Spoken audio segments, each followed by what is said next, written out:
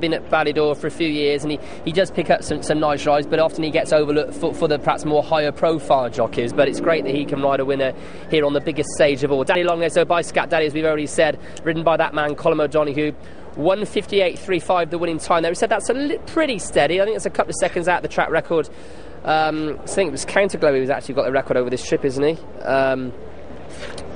Counterglow, sorry, Asasa, I should say, 1:56.09 the record time. But this is the view from the aerial shot, and you can see Helmet they're at in front. As you said, absolutely blitzed those stalls there, Jason, under Kerry McAvoy. And as I said, perhaps he just hasn't quite got home after going off a decent clip. Yeah, drawn 14 if they're going to race him prominently there. So that's the concern later in the big race, isn't it, with Game On Dude?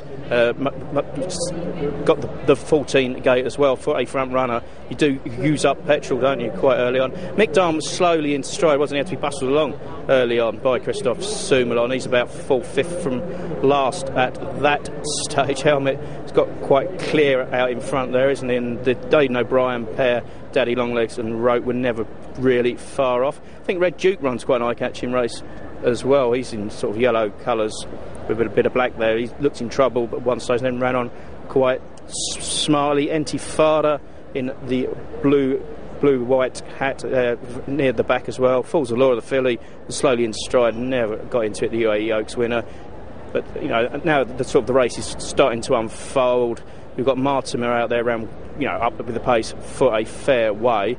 But now Helmet is there, sort of can swing around another bend now. You get the feeling here that that Kerry McAvoy's having to ask him to keep up the gallop. There isn't a lot of response there, whereas Daddy Longlegs sort of powers up on the outside and goes past.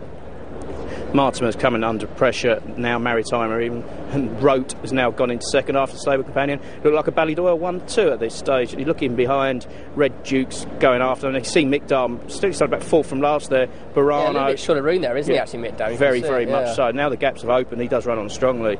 Then the French horse would just deny the Ballydoyle camp a 1-2 close home. But I think if you run the race again, I think Daddy Longlegs would be the one that they would have to beat. As you say, he's nice for Colin O'Donoghue. He's been at Ballydoyle for a long time, so Shamey Heffernan is always the talk, isn't it, about who's going to be the next stable jockey. But those two are very, very good jockeys in their own right. And as we've just seen, they're very, very capable of winning on the big stage. And I remember